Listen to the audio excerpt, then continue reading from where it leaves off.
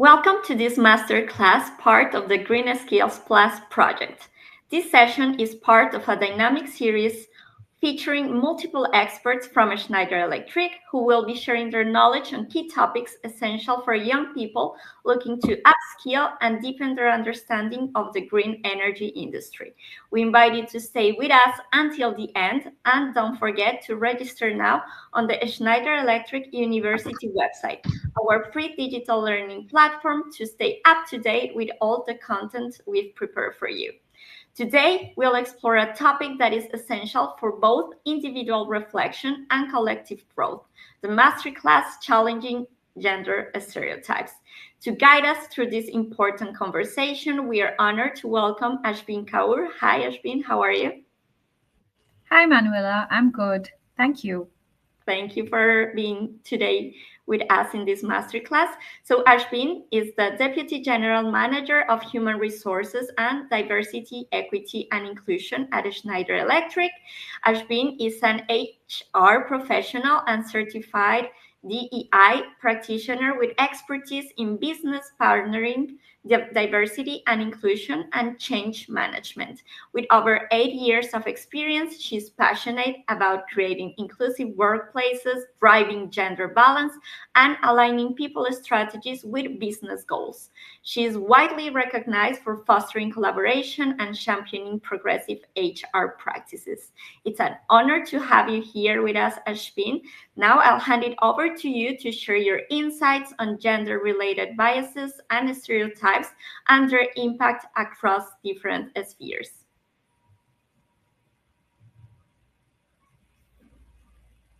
Thank you so much, Manuela, and I'm really excited to be here. It's always a pleasure to share my thoughts and viewpoints and create an ecosystem where everyone gets an equal chance to grow and thrive. And gender stereotypes do act as a barrier in creating that ecosystem. I'm so glad that we have this opportunity today to challenge them and learn how do we challenge them as well. But for that, we first need to understand in depth that what exactly these stereotypes are, where do they stem from, and how can we as individuals do better, right? Now, to begin with, I have a very simple exercise that we all can start with, right? What I'm going to do is, as part of this activity, we're going to play a game, or rather, I would say, an exercise. What I'm going to ask you to do is to, close your eyes, and I'm going to say some words, very simple words. All you have to do is visualize the word that I'm saying. It could be someone's profession. So all I want you to do is visualize the word that I'm saying. Very simple. Yes. So let's start with it.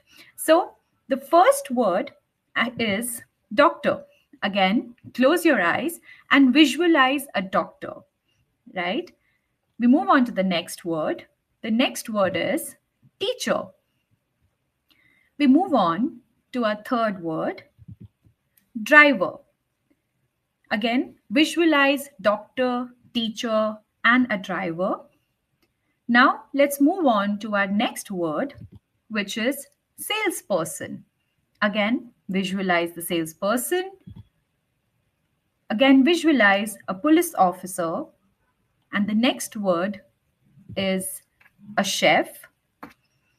Again, the next word we have is a makeup artist. The next one is electrician. And last but not the least is nurse. So we have these 9 words that I just shared, and all I asked you to do was visualize each and every word, right? Now, my question to you is, the first question is, were you able to visualize the words I said? If yes, did you also visualize the person's gender? And if yes, what did you think influenced that perception? Right? Isn't it funny that all I said was a word, was a profession, but what ended up happening is that all of us, most of us, ended up visualizing a person's gender along with that person's profession, which I just said. This precisely is what we call as social categorization or unconscious bias that comes into play when we see people, or when we perceive people, or rather perceive certain professions. What happens is, unfortunately, we don't see things as they are, we see them as we are. Our brain has a tendency of making shortcuts. Our brain wants to make sense of things immediately. The moment there is something in front of me, any piece of information in front of me, the brain wants to make a very quick sense of it.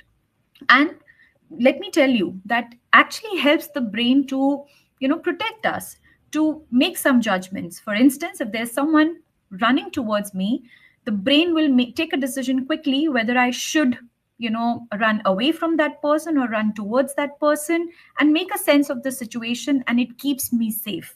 However, while those are some exceptional situations, this this possibility of brain making sense of things very quickly actually hinders certain decisions, and forces us to bring some biases in our day-to-day scenarios. For instance, we just experienced, I just said some words, I just said some professions, and we ended up assuming the gender of the person.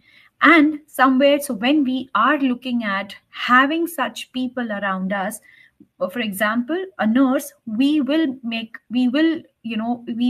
will take us a lot of hard time to accept that yes, a nurse could be a male, because in my understanding, or the stereotype that exists, is that nurses are all female, right? So this process is called as social categorization, wherein we end up categorizing people in boxes, in certain boxes, as per the way I see the world, as per the way I perceive the world, not per as per their definition, but the way I see. If for me, doctors are male, nurses are female, electricians are male, or a chef is a male, I will go ahead and start visualizing and boxing people accordingly.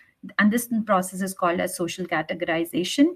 What we are asking you to do is to not form those boxes, to not put people in boxes, and let them be their authentic self, and not see people as we are, but understand that they could be different from us, they could have a different values, they could be brought up in a different setup, in a different way, and acknowledge the privileges that we are all born with, right? We will dig deeper into these concepts as well, but for that, let's again understand what are gender roles, because these stereotypes typically stems from the gender roles.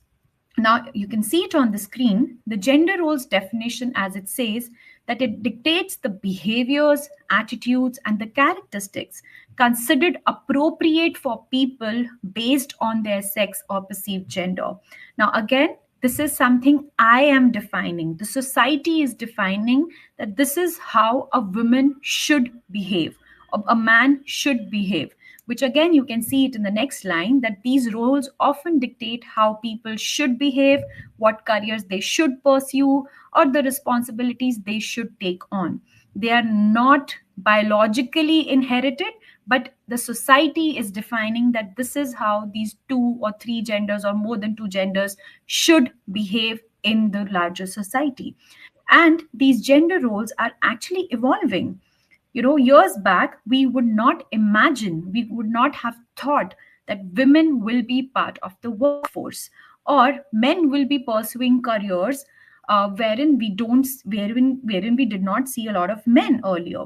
However, with changing roles, with the evolving society and the socioeconomic status, we have seen that these roles have also changed, right? So they are learned, they varied across cultures and times, and can influence a self concept, how I perceive myself, relationships, and my professional choices as well, right? So all these definitions have an impact on all these different aspects that we just mentioned. Now, again, let's do a small exercise. What I'm going to do is I'm going to flash a statement right in front of the screen. All you have to tell me is, what do you think according to you it is? Is it a myth or is it a fact, right? So I'll flash this statement for a second.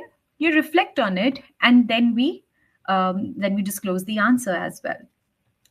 The first statement is, Gender roles are natural and are fixed. I'll give you a pause a second to think about it, that whether it is a myth or a fact. I hope you have thought of your answer, because the right answer is that it is a myth. Gender roles are learned behaviors shaped by society, not by biology.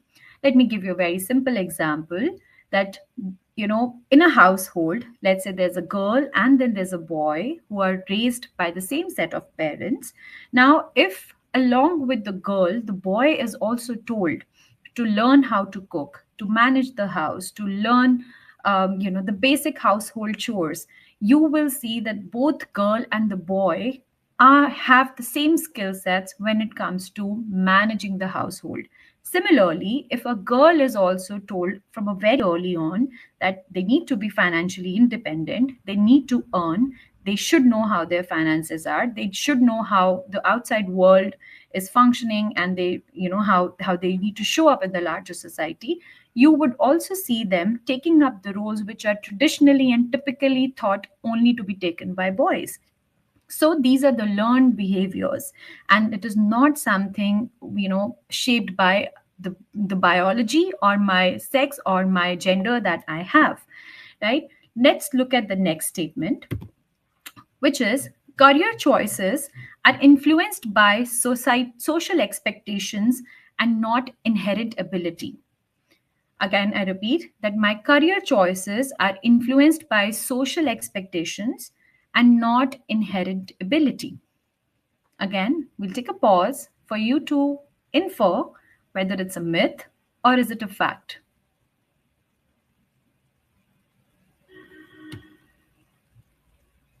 Well, the right answer is it is a fact.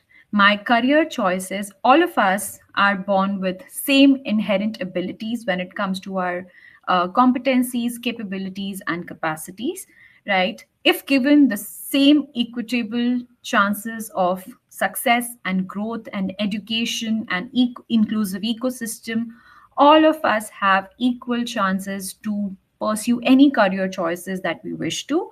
However, the career choices unfortunately get influenced by social expectations. You remember we spoke about boxes?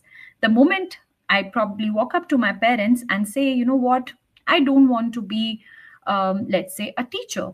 I want to be, I want to be a solar technician. Now, again, that is something which might not, get accepted. But not if not even if it gets accepted by my parents and my family, the larger societal view would be that, oh, as a woman, how can you be a solar technician? It's such a technical job. You will have to, be out there in the field. How would you manage, etc., etc.?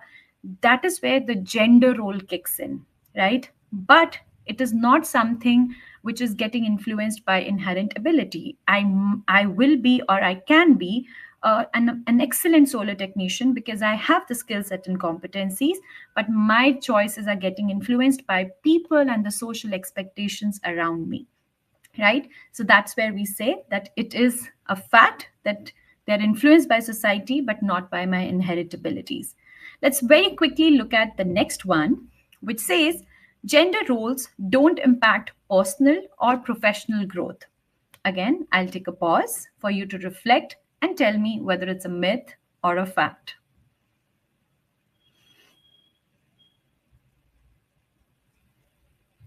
Well, let me disclose the answer. The answer is it's a myth. Gender roles can shape how I perceive myself, it can shape my relationships, and unfortunately, it can limit my career aspirations.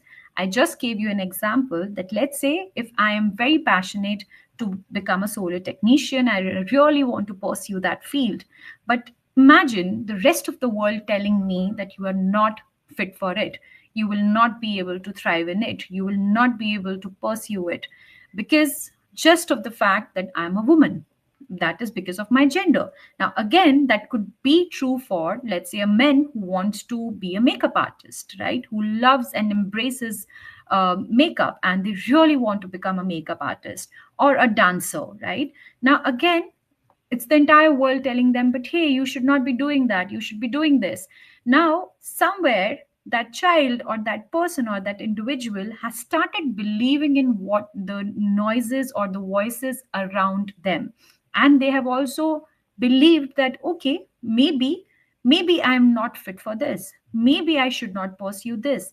And that is where they gave up on their passion, they gave up on the career aspiration that they had, just because of the gender roles. Again, remember, not because of their inherent abilities or the skill sets, but because of the gender roles that the society defined for that individual, or rather for that gender. And that is where these gender roles really shape up the way we perceive ourselves, the way we show up in the larger society, our career choices, our relationships, all those aspects do get shaped by gender roles.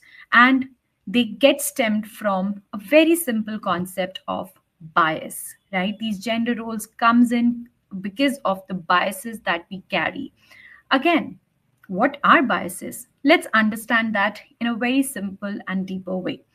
Again, I will give you a definition that the biases is the attitudes, assumptions, or stereotypes that lead to unfair treatment or judgment based on gender. These biases can be conscious or unconscious, and I will explain you what exactly is the difference between conscious and unconscious. And it often results in unequal opportunities, limited access to leadership, and skewed perceptions of competence and potential. Again, I know it could sound a little heavy for you. Let's understand in a very simple way with examples that what exactly these two biases are: unconscious and conscious. Right? Let's understand conscious bias. Conscious bias, very simple example. I am very well aware that I do not believe in this particular principle or this particular belief. For example, I say it out loud that boys are better at science. Now, that is my conscious bias. I am very well informed of what I'm saying, what I believe in, and it is something I'm saying it in all my conscious. It's not that I'm not aware or informed about it. So, saying boys are better at science or girls are more suited for arts.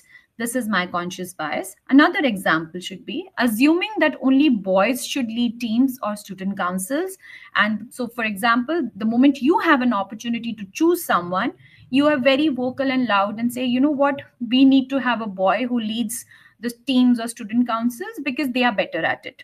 You are very vocal in saying it and explaining that. That is conscious bias, that you are automatically skewed towards a certain group because of whatever reasons. However, unconscious bias is something like calling on boys more often in math class without noticing that, when it comes to solving a problem or acknowledging that they are doing really well or whatsoever, you are giving more acknowledgement or giving more visibility and exposure to boys rather than girls. Similarly, expecting girls to be more cooperative in group work and not take up lead roles. There are, for example, very simple example, when there is a group activity that's happening and someone is required to take notes or someone is required to be the collaborator and bring everybody together. That's where you'll think of a girl. But when it comes to leading it, being assertive, being more pushy in getting things done, you would think that, okay, maybe a boy can do this better. And again, that is something that's happening very naturally, very unconsciously, and that is what we call as unconscious bias. So these are the two different biases.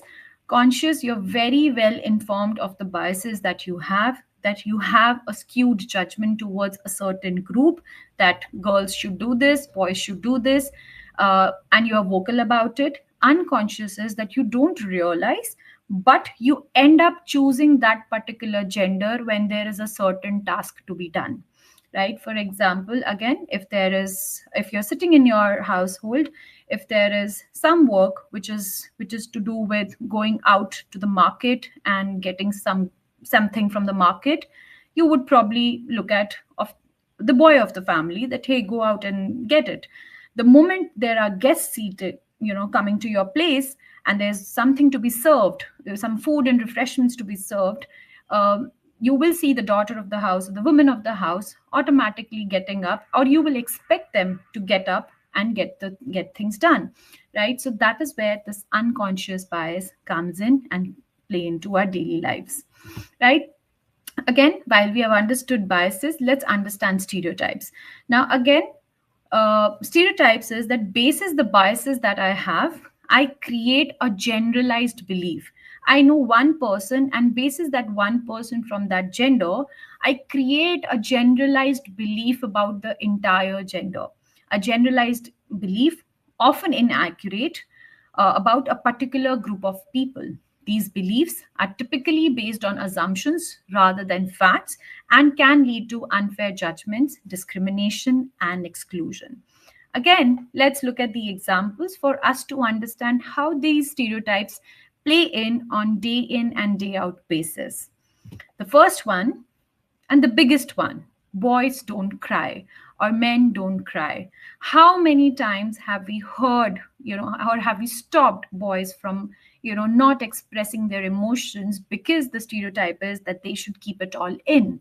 They should not let it out. They should not express, and especially when it comes to heavy emotions like crying or feeling anxious or feeling hurt, right? However, the fact is that all individuals, irrespective of the gender, experience emotions, and expressing them is healthy. It's okay for boys to cry. It's okay for them to say, I am hurt. It's okay for them to ask for help, right? However, the society, the stereotype is different. Next stereotype, again, one of the biggest one, that women are bad drivers. Again, uh, driving is a skill set. It has nothing to do with gender. However, what happens is on the road, because I have the stereotype, I somewhere have heard of it. So I believe in the stereotype, and it's an assumption. The moment I see a woman committing any small mistake on the road, it confirms my bias, and it all the more makes me believe in it. However, there could be men as well driving in the same rash way or committing the same mistakes on the road, at the same time. However, I will notice women more because that helps me reconfirm and reinforce the bias that I carry for them, right? As I said, driving ability is shaped by individual behavior and not gender, right? And if you look at the research as well, women are supposed to be better drivers and there are lesser accidents reported. So just if you go and check on the numbers, you will see that this is not a fact, this is just an assumption. Moving on, let's look at the next one. Girls aren't interested in technical roles and should not pursue the same. Again, it stems from the conditioning that, they're not good at it, that they will not understand the technicalities of a role or the technicalities of the job that are involved. Maybe in a solar technician, it's an example that we had taken earlier, which we discussed, that has nothing to do with my gender, but is my interest in the career stream is shaped by exposure and encouragement, not gender. If I see more women as solar technicians around the world, if I see a representation over there, I would want to become one. I would aspire to become one, right? And that's where, and let's say that is my aspiration, I'm given that exposure, I'm allowed or I'm enabled to do make those, go pursue that education, and I'm given the encouragement to go pursue whatever I want to. You will see more women taking up technical roles as well. Today we are not providing the right exposure or right encouragement because the gender roles are, we are forcing those gender roles on both men and women to pursue XYZ career streams only, right? Moving on, boys shouldn't pursue interests like the art, dance, makeup, etc. Similarly, the way we have a perception about women taking up technical roles, we are somewhere discouraging men as well or boys as well to pursue creative fields also, because we think or we feel or we believe that this is something which is for women, this is more feminine careers. But the careers are not masculine or feminine, they are just career options, right? But now we see, with time, with changing times, and with the invent of social media, thankfully, we see a lot of men also embracing these career streams beautifully. And we now know that fields like art, dance, makeup are gender neutral and for everyone. Next, we have girls are less suited for factory roles and are generally rejected. Now, again, this is a stereotype that we all carry, that, they would have so many apprehensions in coming to a factory, working 6 days, working in those hours, and be in that setup wherein there's manufacturing setup, etc. However, I personally know a lot of women who aspire to be in this role, but at times they are told by their society, their families around them, to not to pursue it, and give more preference to the family choices rather than their own choices. Again, it brings us back to that all roles at workplace are gender neutral. We just need to give the right exposure, set the right role modeling, and encourage people that to pursue whatever they want to pursue and not put them in boxes, the first exercise that we discussed, right? Last but not the least, men are providers and protectors. They don't have to participate in childcare or housekeeping. Again, that's a stereotype. The reality is, career and caregiving roles are personal choices and not gender based, right? The moment a child is born, it is born to both men and women, both mother and father play equal role in bringing the child to the world, in raising them, and in ensuring that they have a healthy childhood as well, right? And that's where the caregiving role of a parent is equal. It is not that it's more responsibility of a woman than a man. However, the moment a man steps up and takes that role of primary caregiver, at some point, the society will push them back and say, hey, but this is supposed to be taken care by your partner and not by you. And that's where we really stop them. But we are saying that all career and caregiving roles are personal choices and has nothing to do with our genders that we are born with, right? Now, while we have discussed the stereotypes, what happens, what is the impact of these biases and stereotypes? The first and the foremost one is that it has an impact on our well-being and mental health. How? If I have been I've been put in a box, I really want to pursue a certain career field, I'm really passionate about it, but the world around me is not letting me do that. Will I be happy? Of course not. Will my mental health state will be in the right place? Of course not, uh, because the society has told me to not to pursue that XYZ career stream that I'm really passionate about. Now I'm doing something that I really don't enjoy. Now, if I don't enjoy what I'm doing, I'm not happy. And if I'm not happy, I'm not giving my 100% over there. And I'm continuously thinking of how I am stuck here while I should be doing the thing that I'm really passionate about. So it has an impact on my mental well being and my mental health as well. There are professional and academic limitations, which we discussed, which we just mentioned, that I want to pursue something, but I'm told to not do so just because I belong from a certain gender. And that somewhere limits my professional and academic scope that I could have, or the success I could have achieved if I was not stopped from pursuing something just because of my gender. And last but not the least, the microaggressions and the daily exclusions that we face because of the stereotypes. Now, for example, I'm an excellent driver. I'm a woman, I'm an excellent driver. But the moment I'm on road, the moment I am there driving, and there is an unsaid pressure on me as well, that, okay, if I commit a mistake and if the other person noticed me making a mistake, they would generalize me, oh, it's a woman, that's why it has happened.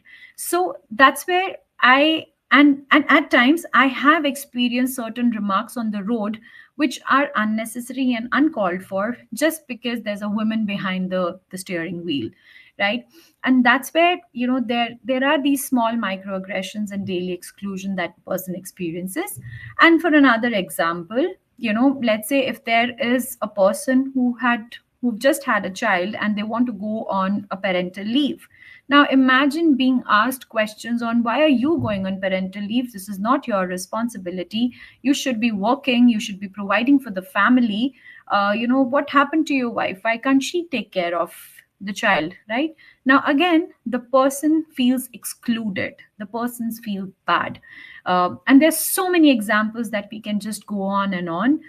It could be related to women being asked to do household chores, men being asked to be the providers and protectors, men being asked to suppress their emotions when they're expressing, and we're making fun of them.